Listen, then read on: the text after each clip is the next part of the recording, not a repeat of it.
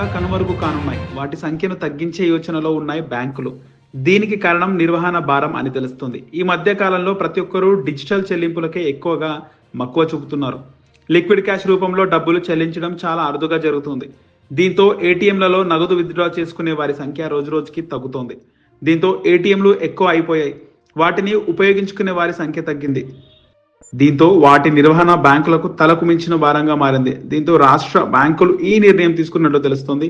ఈ ఏడాది కాలంలో 5% ఏటీఎంలను తొలగించిన బ్యాంకులు వచ్చే ఏడాదిలో మరో 10% వరకు ఏటీఎంలను తగ్గించనున్నాయి. రాష్ట్ర వ్యాప్తంగా ఉన్న 50 బ్యాంకులకు సంబంధించి ప్రస్తుతం 9,205 ఏటీఎంలు పనిచేస్తున్నాయి. గత ఏడాది మార్చి నాటికి 9,660 ఏటీఎంలు ఉండగా ఈ ఏడాది సెప్టెంబర్ నాటికి 455 ఏటీఎంలను బ్యాంకులు ఎత్తివేసినట్లు రాష్ట్ర స్థాయి బ్యాంకుల సమితి గణాంకాలు చెబుతున్నాయి. ఒక ఏటీఎం పై నెలకు సగటు 2.5 లక్షల రూపాయల వరకు ప్రాథమికంగా ఖర్చు పెట్టాల్సి వస్తుందని బ్యాంకులు చెబుతున్నాయి. ప్రతి 8 గంటలకు ఒక సెక్యూరిటీ గార్డు చొప్పున 3 గార్డులు జీతాలు, ఏటీఎంని ఉంచే షాప్ షట్టర్ అద్దె, విద్యుత్ బిల్లుతో పాటు సాంకేతిక నిర్వహణ ఖర్చులు ఉంటున్నాయని వివరిస్తున్నాయి. ఇవి కాకుండా సీసీటీవీలు అమర్చడం లాంటి మరిన్ని అదనపు ఖర్చులు ఉన్నట్లు పేర్కొంది.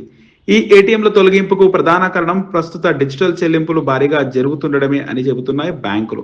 గతంలో లాగా ఏటీఎం సెంటర్లకు వెళ్లి డబ్బులు తీసుకునే ప్రక్రియ తగ్గుతున్నట్లు బ్యాంకులు గణాంకాలు చెబుతున్నాయి. ఈ నేపథ్యంలో క్యాష్ విత్డ్రాయల్స్ తక్కువగా ఉన్న ఏటీఎంలను బ్యాంకులు ఎత్తేస్తున్నాయి. ఇకపై కేవలం బ్రాంచ్ పరిధిలోనే వాటిని పరిమితం చేసేలా బ్యాంకులు ప్రణాళికను సిద్ధం చేయనున్నట్లు సమాచారం. వచ్చే 2 నెలల్లో రాష్ట్ర వ్యాప్తంగా ఏటీఎంల సంఖ్య 6,000కు పడిపోనుందని సమాచారం. ఏటీఎంల సంఖ్యను ప్రాధాన్యత క్రమంలో తగ్గించాలని భావిస్తున్న బ్యాంకులు పాయింట్ ఆఫ్ సేల్ మిషన్ల వాడకాన్ని మాత్రం ప్రోత్సహిస్తున్నాయి.